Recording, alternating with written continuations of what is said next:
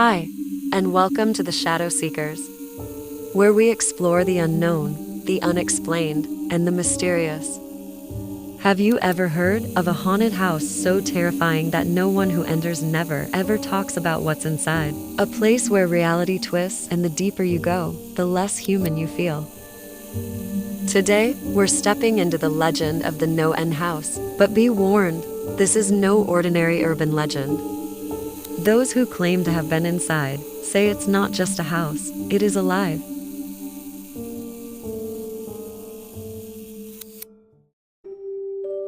The NoEnd House is said to be a mysterious attraction that appears in random cities without warning. No tickets, no advertisements, just a whispered rumor, passed from one thrill seeker to the next.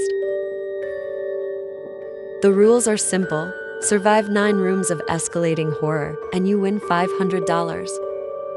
Sounds easy, right?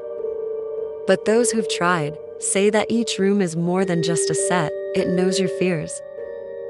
It uses your own mind against you. Some claim the house has been around for decades. Others insist it's not a building at all, but a shifting, living entity, feeding off the fear of anyone who dares to enter.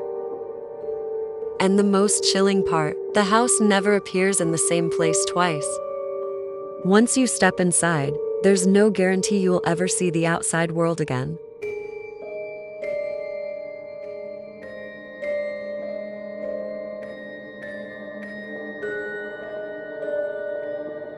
According to one of the most famous stories, a man named David tried to beat the NoEnd House after hearing the $500 reward was real.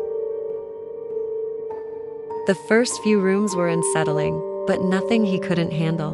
Flickering lights, mannequins that seemed to move when he wasn't looking, and whispers that faded as soon as he turned his head.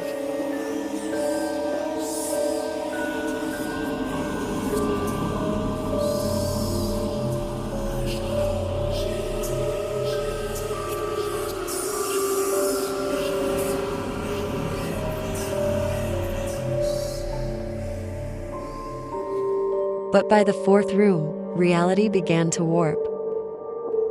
He said the temperature dropped so suddenly that his breath came out in thick clouds, and the walls began to feel like they were breathing. He couldn't tell if the shadows were moving on their own, or if he was losing his mind. In the 6th room, he swore he saw himself smiling in the corner. It didn't blink, it didn't speak, it just followed him into the next room.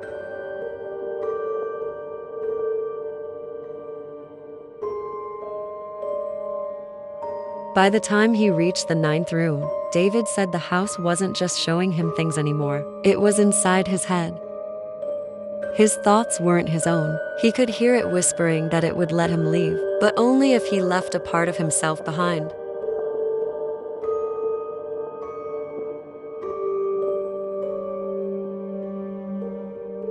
David said he eventually stumbled out of the house, clutching the $500 in his hand. The daylight felt too bright, the air too thin, but he was alive. Or so he thought. When he got home, everything was slightly off. His keys didn't fit his lock the same way. The photos on his wall were of him, but in moments he couldn't remember. Even his reflection seemed to smile back at him. That's when it hit him. He never really left the NoEnd House. He was just in another one of its rooms. And maybe he still is.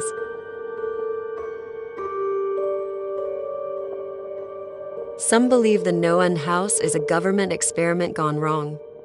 Others think it's a doorway to another dimension, feeding off fear to keep itself alive.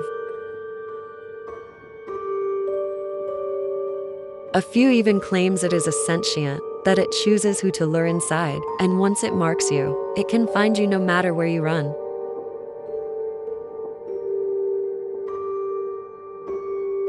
The scariest theory? That every time you dream, every nightmare you have, you're walking through another one of its rooms. So, if you ever hear whispers about a strange house offering $500 for a simple walkthrough, remember this story. Because once you step inside the NoEnd House, there's no telling if you'll ever step out.